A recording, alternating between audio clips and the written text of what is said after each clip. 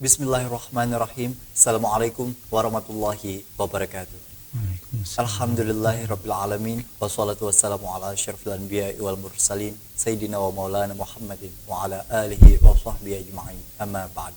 Terima kasih para pemirsa di rumah yang sudah setia dalam program Majelis Sore Majelis Kita Semua.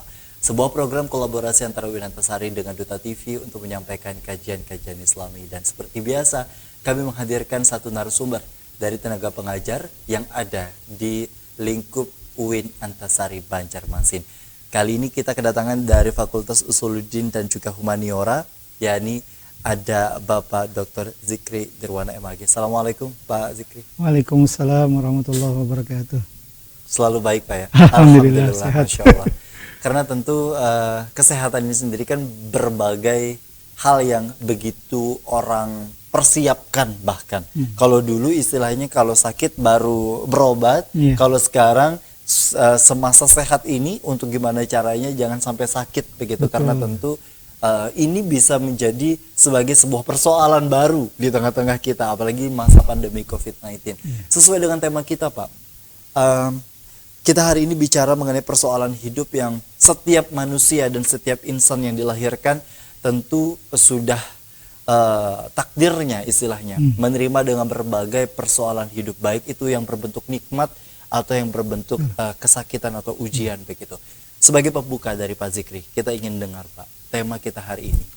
Silahkan. Assalamualaikum warahmatullahi wabarakatuh. Waalaikumsalam. Bismillahirrahmanirrahim. Alhamdulillah wassalatu wassalamu ala Rasulillah wa ala alihi wa sahbihi wa man tabi'ahum ma ba'du. Rabbi syrah li sadri wa yassir li amri wa hlul 'uqdatam min lisani yafqahu qawli.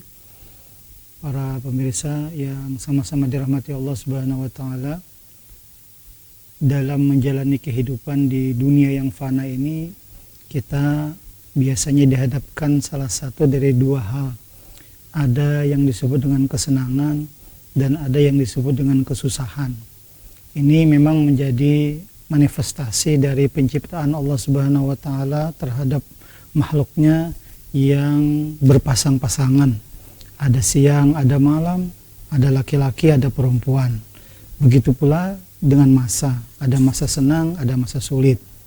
Terkadang ketika kita menjalani atau mendapatkan kesenangan, mendapatkan nikmat, kita tentunya merasa senang, merasa gembira, dan merasa bahwa kita memang diberikan nikmat oleh Allah Subhanahu wa taala.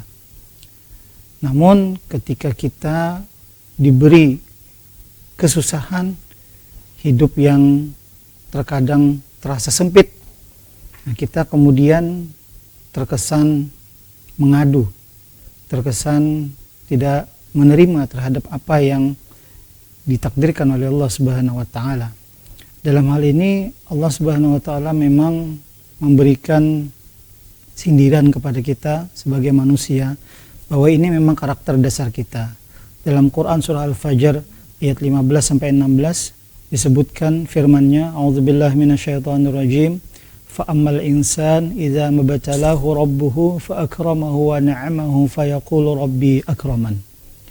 Wa amma idza mabtalahu faqadara alaihi rizqahu fa yaqulu rabbi ahanan. Shadaqallahul azim. Yang artinya apabila manusia itu ditimpa atau diberikan kesenangan, diuji oleh Allah Subhanahu wa taala dengan kesenangan, maka dia muliakan, dia beri nikmat, maka manusia saat itu berkata, Tuhanku telah memuliakanku. Kemudian apabila manusia itu diberikan ujian, kesusahan, maka sang manusia berkata, Tuhanku telah menghinakanku. Nah, ini adalah karakter dasar kita yang memang sebagai manusia seperti itu. Karena itulah maka mengapa di dalam rukun iman ada satu rukun yang mesti kita jalankan secara komitmen, konsisten, yakni iman kepada takdir. Takdir baik, takdir buruk. Kita terkadang menerima terhadap takdir yang baik, tetapi agak sulit untuk menerima takdir yang buruk. Nah, oleh karena itulah maka mengapa kemudian konsep sabar dan syukur menjadi pakaian kaum muslimin. kepada kita orang yang beriman kepada Allah Subhanahu wa taala, tunduk pada perintah Allah Subhanahu wa taala. Kita ketika diberikan kesenangan menjalani masa-masa yang nikmat, maka hendaknya kita menganggap bahwa itu semua dari Allah Subhanahu wa taala, dan itu merupakan wujud dari syukur kita kepada Allah dengan menggunakan nikmat itu di jalan-jalan kebaikan. Sebaliknya, ketika kita menjalani atau mendapatkan masa-masa kesusahan, maka kesabaranlah yang mesti harus kita perpegangi.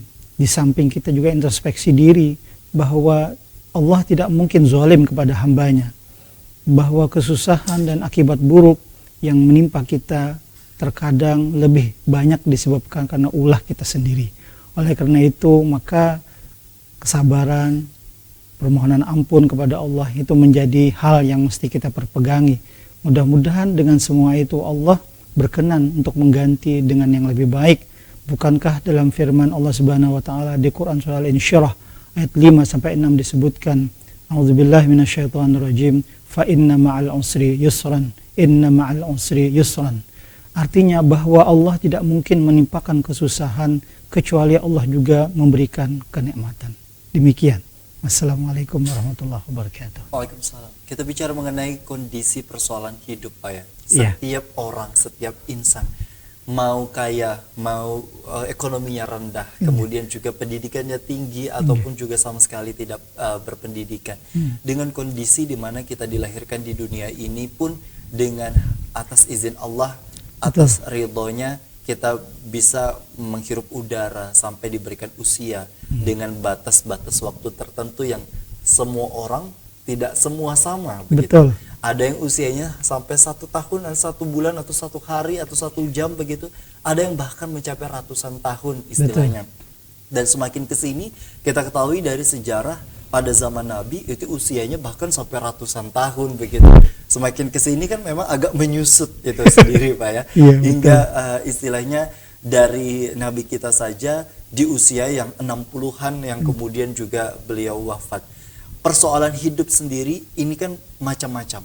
Ada yang kemudian juga tadi kita ketahui berbentuk nikmat, berbentuk ujian. Seringkali nikmat kita anggap itu bukan menjadi sebuah persoalan hidup karena kita anggap itu sebagai sebuah hal yang menggembirakan begitu. Betul. Sehingga banyak hal yang kemudian kita lalai dan abai dengan kondisi seperti itu. Tapi yang dipahami oleh sebagian kita dan banyak dari kita, yang namanya persoalan hidup itu pasti bentuknya adalah ujian. Ujian yang istilahnya berbentuk kesulitan, kesukaran, atau berbentuk hal-hal yang kita tidak sukai dan kita tidak inginkan begitu. Sejauh mana sebenarnya kita memahami Pak bahwa di dalam hidup dan kita lahir saja atas izinnya, kita sudah memikul sebenarnya rentetan garis ujian atau garis kenikmatan yang harus kita jalani, yang kita belum tahu tapi pada masanya kita akan mendapatkan itu semua, maka kita akan menghadapinya. Oke. Baik, di dalam satu hadis Nabi SAW disebutkan bahwa saat itu para sahabat bertanya kepada Nabi ketika Nabi menjelaskan bahwa kita ini memang sudah ada takdirnya gitu. Kita sudah ada catatan ketentuannya gitu. Artinya kita nanti akan menjadi orang yang sengsara atau menjadi orang yang bahagia gitu. Maka para sahabat bertanya, kalau begitu apa gunanya kita beramal? Betul. Gunanya kita berusaha gitu. Seolah-olah ini tidak memberikan pengaruh apa-apa. Toh pada akhirnya Allah juga yang akan menentukan akhirnya gitu. Maka Nabi SAW menyebutkan dalam hadis ini, i'malu fakullun muyassarun lima khuliqalahu. Kalian tetap saja bekerja, tetap saja beramal gitu. Karena semua orang nanti akan dimudahkan oleh Allah untuk menjalani takdirnya. Jadi kita mengetahui apakah kita nanti ditakdirkan menjadi orang yang baik, ya kita lihat jalan-jalan yang kita pilih. Kalau jalan-jalan yang kita pilih adalah jalan-jalan kebaikan, ya mudah-mudahan ini pertanda bahwa kita menjadi mudah-mudahan nanti menjadi orang yang baik. Ya sebaliknya gitu, ketika kita memang ditakdirkan menjadi orang yang tidak baik ya, jalan yang ditempuh itu ya selalu akan mengarah seperti itu. Nah karena itulah maka sisi lainnya adalah kita mesti selalu berharap dan bermohon kepada Allah agar dihindarkan dari perbuatan yang tidak baik itu. A'udzubika min syarri ma shana'tu. Kan itu ada ya, satu doa dari Nabi bahwa kita bermohon untuk berlindung diri kepada Allah dari keburukan akibat dari perbuatan-perbuatan kita yang memang akan menjerumuskan kita pada takdir yang tidak baik. Seperti itu. Itu yang menjadi PR dan tugas kita seumur hidup, Pak ya. Karena tentu ini bukan hal yang tentu mudah, pasti ada saja istilahnya godaan-godaan, dan setiap manusia itu kemudian dilahirkan pasti ada hal-hal yang mungkin dilakukan secara tidak sengaja yang mungkin bisa saja dicatat sebagai amal buruk begitu. Tapi tentu dengan kondisi seperti itu nanti kita akan tanya. Ketika kita misalnya dimudahkan dalam hal-hal kebaikan, kemudian juga kita dimudahkan sebaliknya dengan hal-hal yang tidak baik dan bahkan hal-hal yang buruk. Lalu sejauh mana peranan dari taubat itu tadi? Apakah memang ada jaminan seseorang itu yang kemudian juga selama umurnya berapa puluh tahun yang melakukan kejahatan pasti ujungnya juga seperti itu, atau bahkan mungkin sebaliknya yang kemudian juga sudah melakukan begitu banyak kebaikan apakah ujungnya pasti baik? Nah, ini kan yang menjadi PR bagi kita semua, karena banyak dari kita semua yang paling diutamakan pada saat berdoa adalah husnul khotimah atau akhir yang kemudian juga baik, dan tentu menjadi harapan bagi kita semua. Kita nanti akan tanyakan, tetaplah bersama kami dalam program Majelis Sore, Majelis Kita Semua.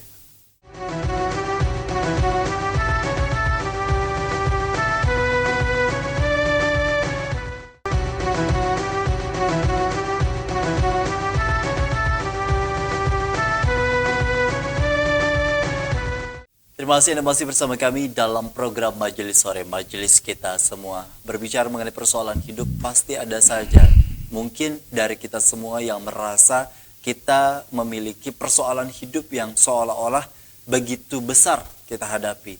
Padahal di satu sisi lain yang mungkin bisa saja kita tidak tahu dan orang itu tidak cerita, persoalan hidup yang dihadapi bisa saja jauh lebih pelik dan lebih susah.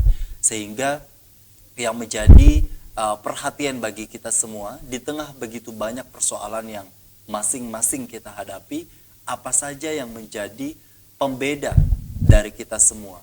Karena kita tahu Pak Zikri, ada yang namanya ujian, ada yang namanya musibah, kemudian juga ada yang istilahnya hukuman bagi kita semua. Tapi sebelum itu kemudian kita menjadi pembahasan, Pak.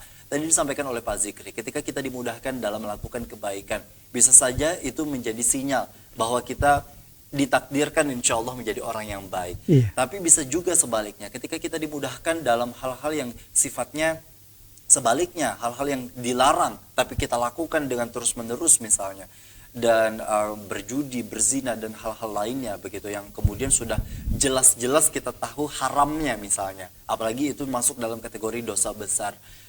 Apa yang kemudian juga menjadi jaminan, Pak, ketika seseorang itu sendiri sudah dikategorikan misalnya sudah bertaubat dan lain sebagainya? Bisakah ada kemungkinan taubat bagi mereka yang kemudian juga melakukan semasa hidupnya dengan berbagai kesalahan ujungnya taubat, dan bisakah juga orang yang kemudian juga melakukan dan begitu banyak dimudahkan untuk kebaikan tapi ujungnya justru mengalami hal-hal yang kemudian tidak diharapkan?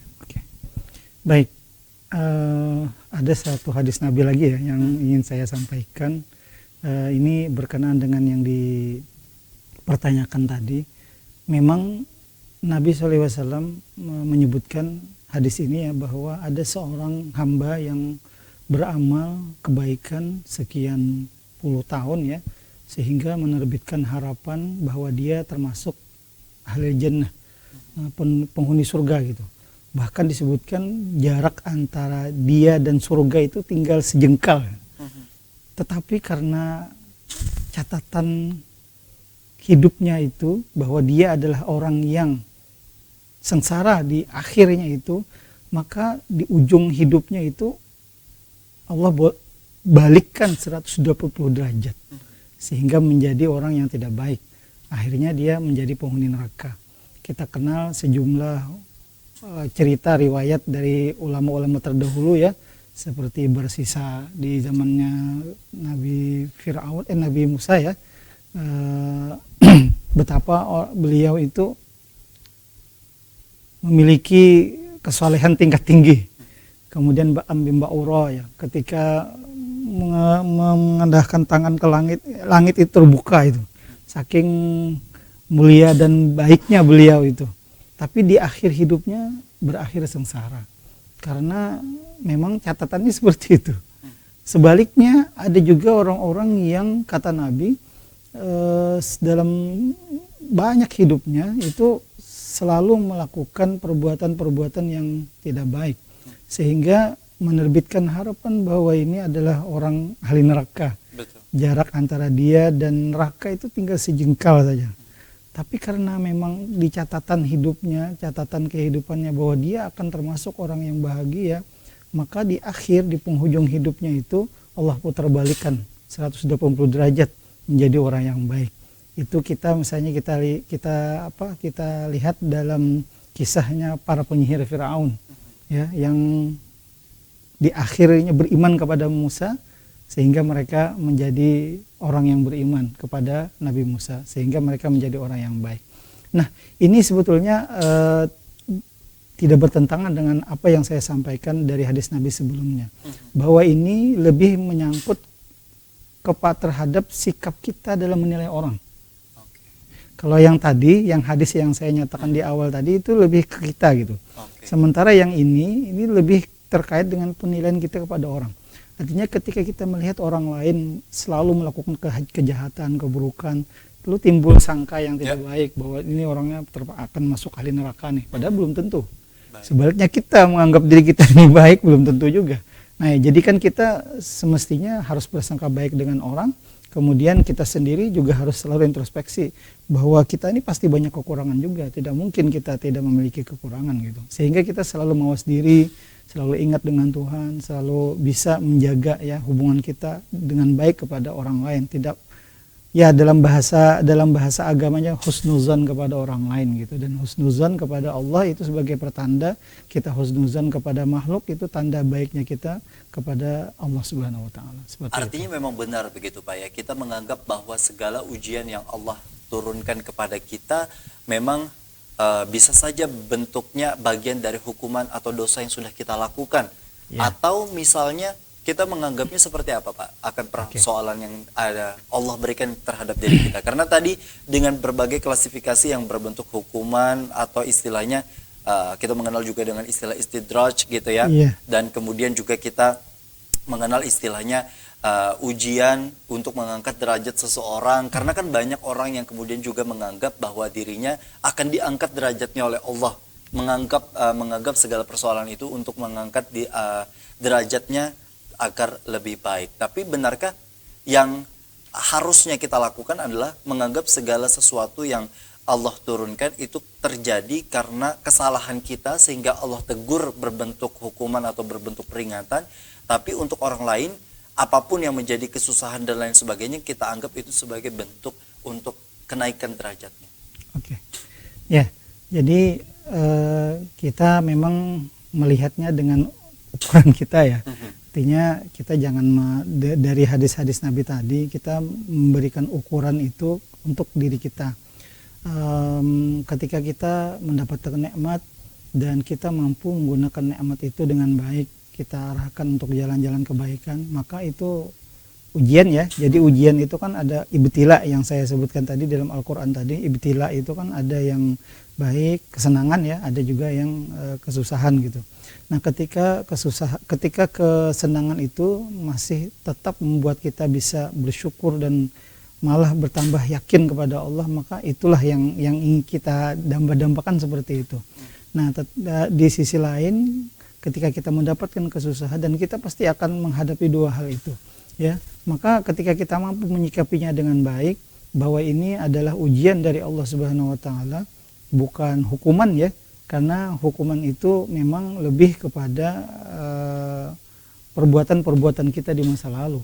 Kalau kita sekarang sudah bertobat, kemudian sudah mau kembali kepada Allah gitu ya. Kembali dalam artian kita sudah sadar bahwa agama itu memang menjadi bagian yang sangat penting dalam menunjuki jalan hidup kita gitu. Maka ketika ada ujian-ujian, ketika ada peristiwa-peristiwa yang tidak menyenangkan, maka kita anggap itu sebagai bagian dari ujian yang Allah berikan untuk akan mengangkat derajat kita, seperti itu, insya Allah. Itu yang menjadi bagian hal yang harus kita pahami begitu. Dengan kondisi di mana kita semua beranggapan Pak bahwa ketika beralih dari sebuah hal yang buruk kemudian juga beralih kepada sesuatu hal yang baik atau disebut dengan hijrah begitu. Kondisi seperti ini sendiri kan memang memerlukan atas izin Allah, berbentuk hidayah, berbentuk hal-hal yang kemudian juga atas izinnya untuk melakukan ibadah baik itu mahdhah atau ghairu mahdhah. Dengan kondisi seperti ini, apakah yang kemudian juga harus kita lakukan untuk bisa menerima Pak? Karena kan ujian atau persoalan hidup ini sendiri kan sebelum tahapannya kepada sabar dan syukur, kita menerima dulu dengan apa yang kemudian juga Allah berikan, Allah titipkan untuk diri kita. Sejauh mana kita melatih penerimaan itu Pak, untuk kemudian bisa kita jalankan dengan baik agar tidak ada rasa menggerutu, tidak ada rasa menyalahkan, apalagi bersangka buruk terhadap Allah. Ya, dalam Islam kan kita diajarkan beberapa doa ya atau zikir ya, yang dengan doa itu diharapkan ketika kita memahami dan meresapi maknanya, itu kita akan menjadi lebih tenang gitu. Makanya kan di dalam Al-Quran Allah sebutkan ala bizikrillah tatma'innul qulub ya, dengan zikir, dengan ingat kepada Allah hati akan menjadi tenang. Nah, zikir ini kan bacaan banyak ya, bacaan-bacaan yang diajarkan oleh Nabi kita. Di antaranya adalah ungkapan tarji, innalillahi wa inna ilaihi raji'un. Bahwa memang segala sesuatu itu kembali kepada Allah, bahwa kita yang dari milik Allah dan akan kembali kepada Allah. Nah, dengan penyadaran terhadap makna ini mungkin kita akan menjadi lebih tenang gitu dalam menghadapi persoalan. Kemudian yang kedua, ungkapan hauqalah ya, la haula wala quwata illa billah, bahwa persoalan-persoalan kehidupan yang menumpuk ke kita itu sesungguhnya memang adalah ya bagian dari takdir Allah yang ingin kemudian Allah tunjukkan kepada kita sejauh mana kita bisa menyikapinya gitu. Maka ketika kita ini menyerahkan kepada Allah sepenuhnya, bahwa kita memang tidak punya kekuatan, kekuasaan lain pada Allah, kita kembalikan lagi kepada Allah dengan hauqalah tadi, maka Allah akan menyertai kita. Allah akan menyertai kita selama kita mau bersangka baik kepada Allah itu. Ya, masalahnya kadang kita tidak memiliki sangka baik itu, selalu menganggap selalu pesimis gitu ya, menganggap ini kita ini akan celaka juga, akan sengsara juga, padahal tidak seperti itu gitu. Karena kan kita masih hidup di dunia. Lain misalnya kita sudah wafat gitu ya, itu kan sudah penghukuman, sudah masa final itu. Betul. Sementara ini kan belum final lagi. Jadi kita optimislah, artinya apapun ya, selama kita masih berada di jalan Allah, selama kita masih menetapi jalan-jalan kebaikan dan kebenaran, ya persoalan sesusah apapun yang menimpa kita, maka sesungguhnya kita harus yakin bahwa itu semua adalah ujian dari Allah yang ingin mengangkat kita menjadi lebih baik, seperti itu. Itu yang menjadi hal yang harus kita yakini begitu Pak, karena dengan kondisi kebesaran Allah tak ada yang tidak mungkin begitu. Betul. Membalikan segala sesuatu keadaan. Betul. Dan kita pun sesama umat manusia, bahkan untuk diri kita pun kita tidak bisa menjamin apapun yang menjadi kebaikan dan keburukan di ujung kehidupan kita. Betul. Begitu, karena tentu Allah saja yang kemudian juga memiliki kuasa akan hal itu semua. Bicara mengenai hal ini, kita nanti akan bahas mengenai sejauh mana peranan sabar dan syukur yang tentu menjadi bagian yang seringkali kita mudah untuk ucapkan dan kita mudah untuk berikan nasihat kepada orang lain, namun untuk diri kita pada saat kita menghadapi persoalan hidup tampaknya sulit sekali untuk dijalankan. Kita akan bahas nanti di segmen berikutnya. Tetaplah bersama kami dalam program Majelis Sore, Majelis Kita Semua.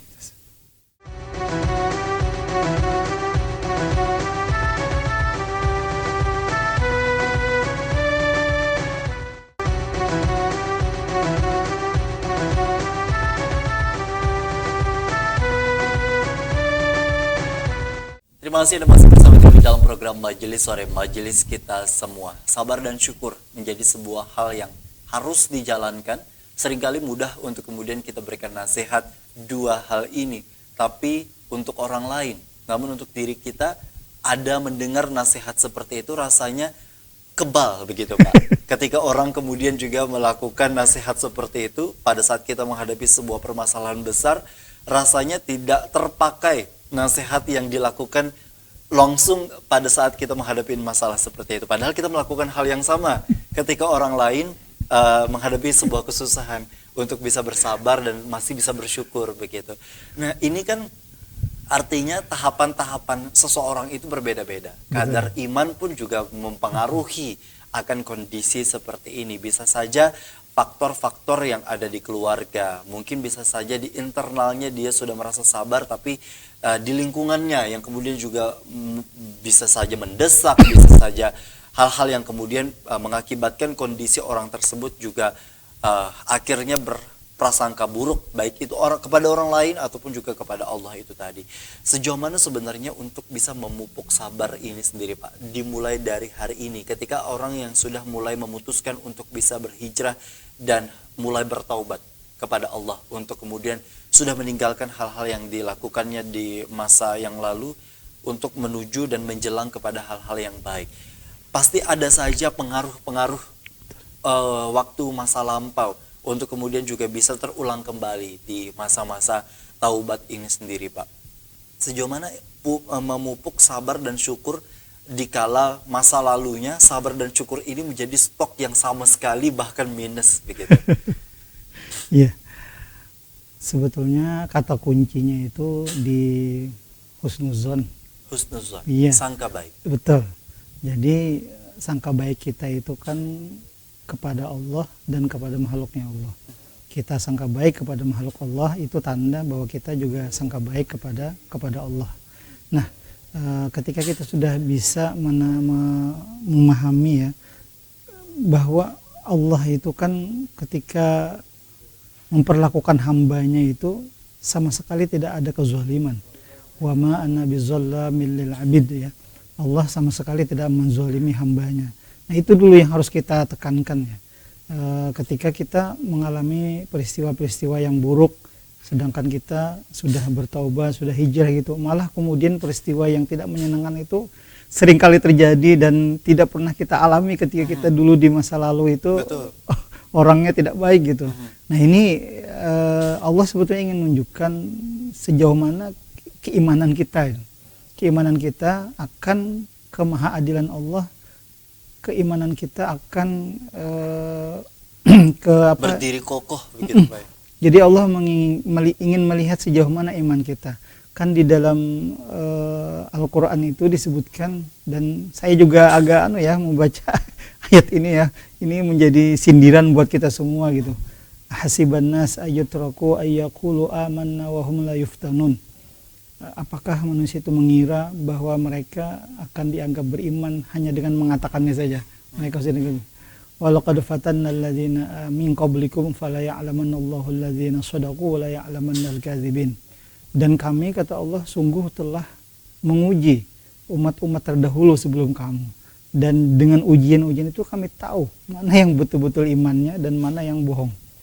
Nah, jadi memang ini satu firman Allah yang sangat sangat keras ya bagi kita, bahwa kita ini memang ya pasti akan diuji ya. Diuji ketika kita berada di dunia, kita harus memang sudah siap. Ulama-ulama kita menyebutkan bahwa dunia ini memang darul bala, ya tempatnya bala gitu. Tidak ada yang senang terus tidak ada, atau susah terus tidak ada. Jadi dia selalu berselang-seling. Itu kan manifestasi berpasangan ya, manifestasi penciptaan Allah terhadap makhluknya yang berpasang-pasangan tadi. Allah selalu, ya itulah sifat kita ya. Kita ini kan hudus, baharu. Baharu itu kan selalu mengalami perubahan demi perubahan. Betul. Nah jadi itu yang harus kita pahami. Sehingga husnuzon itu menjadi kunci yang pertama. Yang kedua, kita memang harus senantiasa terus ya membiasakan diri kita ini dekat dengan agama. Dekat dengan agama ini ya macam-macam ya, di lingkungan rumah tangga kita. Kemudian makanya kata orang-orang dulu ya, Anda berkumpullah dengan orang-orang yang soleh, seringlah ke majelis-majelis taklim gitu. Kemudian kalau mendengar atau melihat tontonan-tontonan yang baik-baik gitu. Nah itu diantaranya yang supaya lebih memupuk rasa syukur dan sabar kita itu. Karena kalau kita sunyi dari itu, sulit kayaknya untuk menerapkan dua hal ini. Apalagi dengan kondisi di mana iman pun juga perlu dipupuk begitu Betul. Pak, dengan berbagai peribadahan, dan bisa Iya. saja ibadah yang mungkin kita lakukan selama ini ketika sendiri tidak sama nikmatnya dengan ketika kita melakukan peribadahan ketika bersama-sama. Betul. Dengan kondisi di mana kita Pak menghadapi permasalahan ini secara silih berganti. Berbentuk kenikmatan, kemudian juga Allah turunkan lagi berbentuk kesulitan atau kemudian juga ujian. Kemudian juga kenikmatan, kesulitan. Roda ini sendiri kan secara terus-menerus istilahnya yang kemudian kita tidak tahu kadarnya berapa, kemudian Betul. di mana, siapa yang kemudian juga menjadi Betul. perantara akan permasalahan yang akan Betul. kita hadapi. Apa hal yang bisa kita lakukan pertama kali ketika kita mendapatkan berbentuk kesenangan kah atau kemudian juga ujian, selain dari perkataan yang tadi sudah disampaikan begitu? Hal apa yang kemudian harusnya kita lakukan, Pak?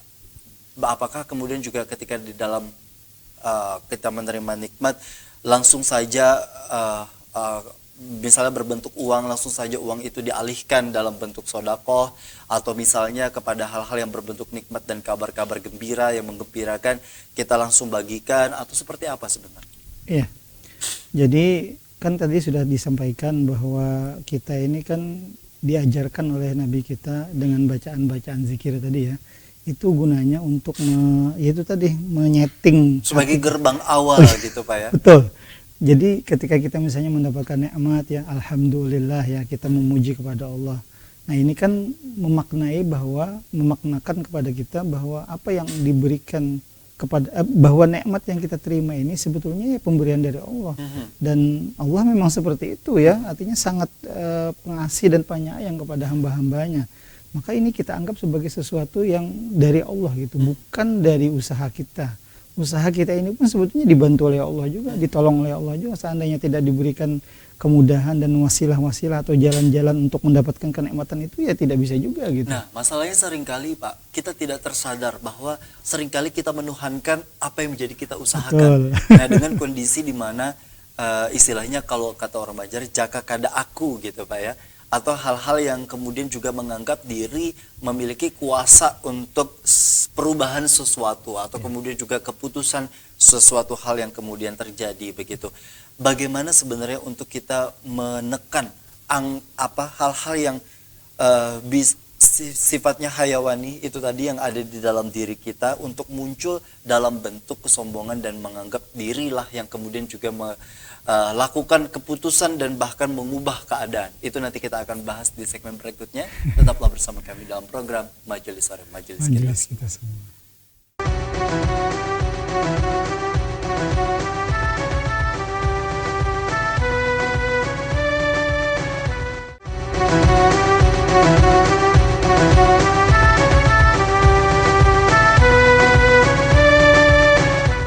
Terima kasih Anda masih bersama kami dalam program Majelis Sore Majelis Kita Semua. Seringkali kita menuhankan apa yang dilakukan oleh diri kita atau sesama kita yang menjadi perantara sebenarnya untuk menolong terhadap persoalan diri kita.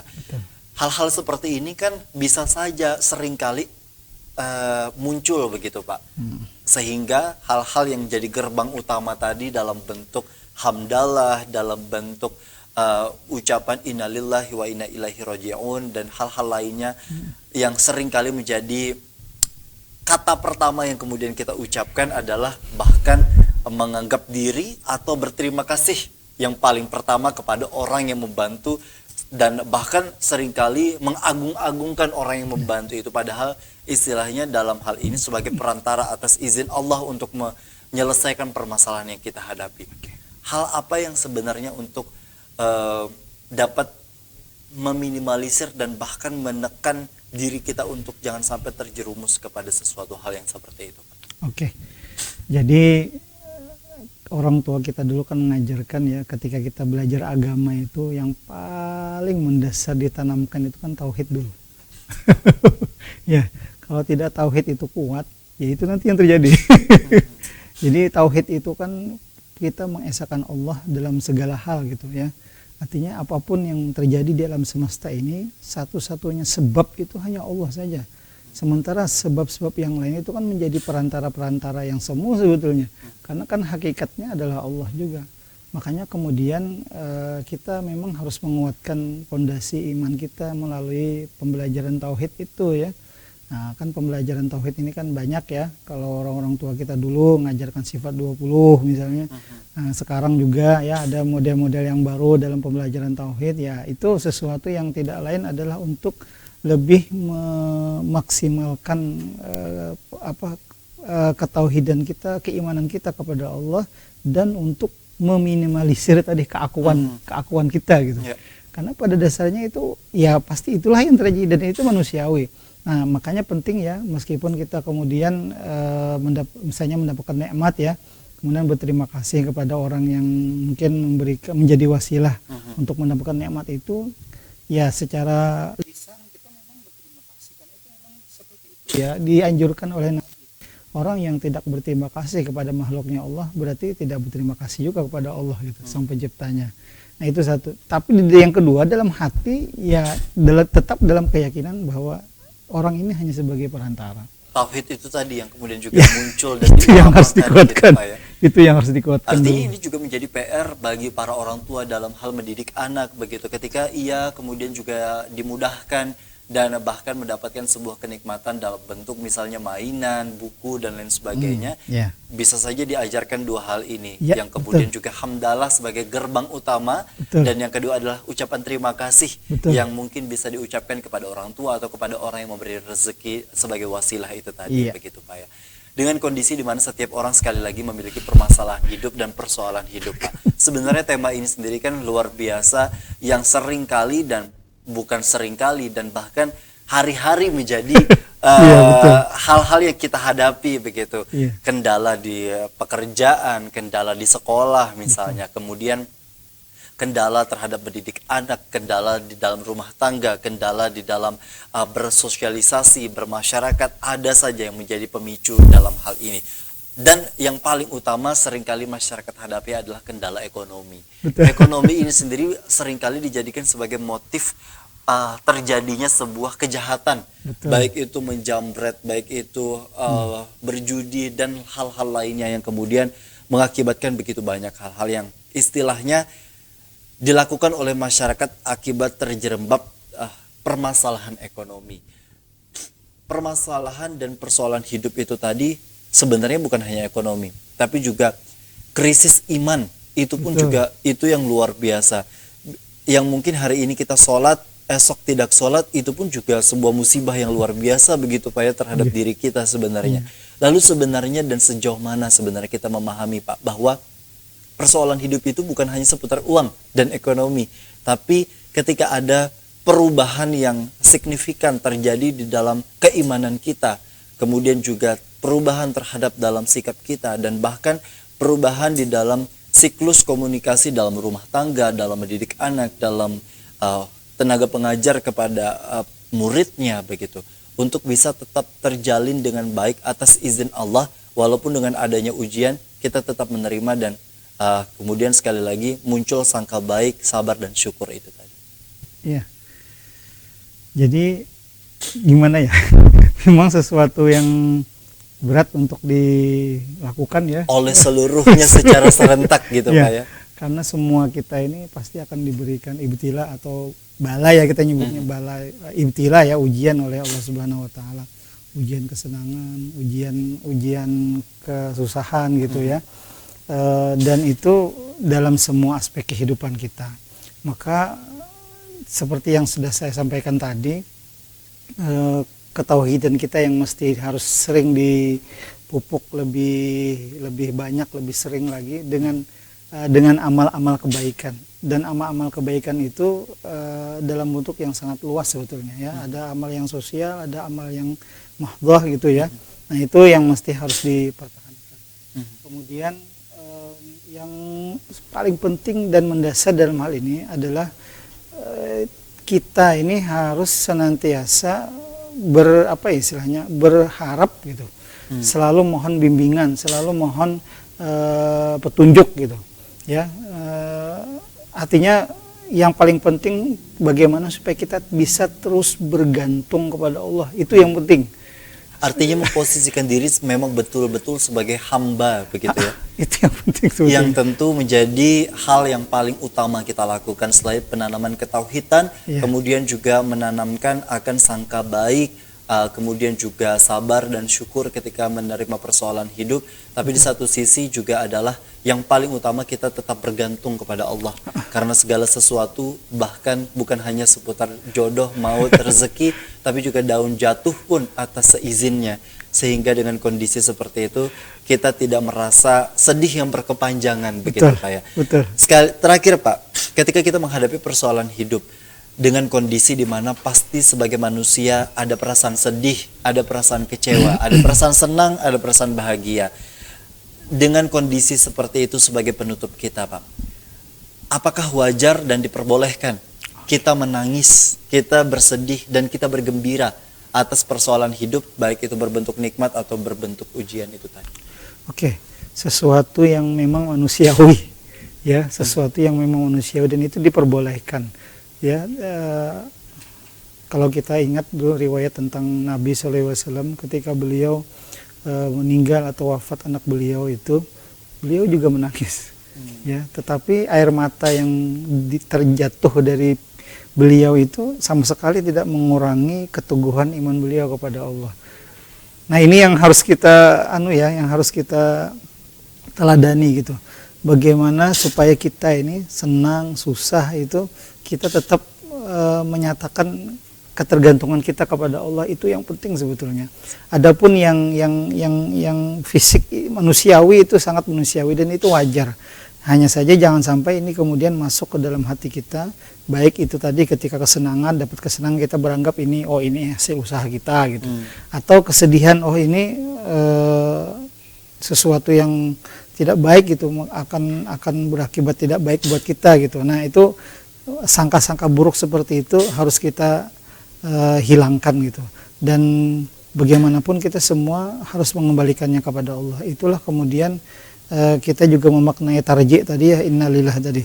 Innalillah itu kan terutama ya ketika kita berada di masa-masa yang sulit tadi ya. Artinya bahwa kita ini memang miliknya Allah gitu, tidak milik siapa-siapa gitu. Dan kita pasti akan kembali kepada Allah. Nah, ini kan sesuatu yang memang sekali lagi sulit untuk kita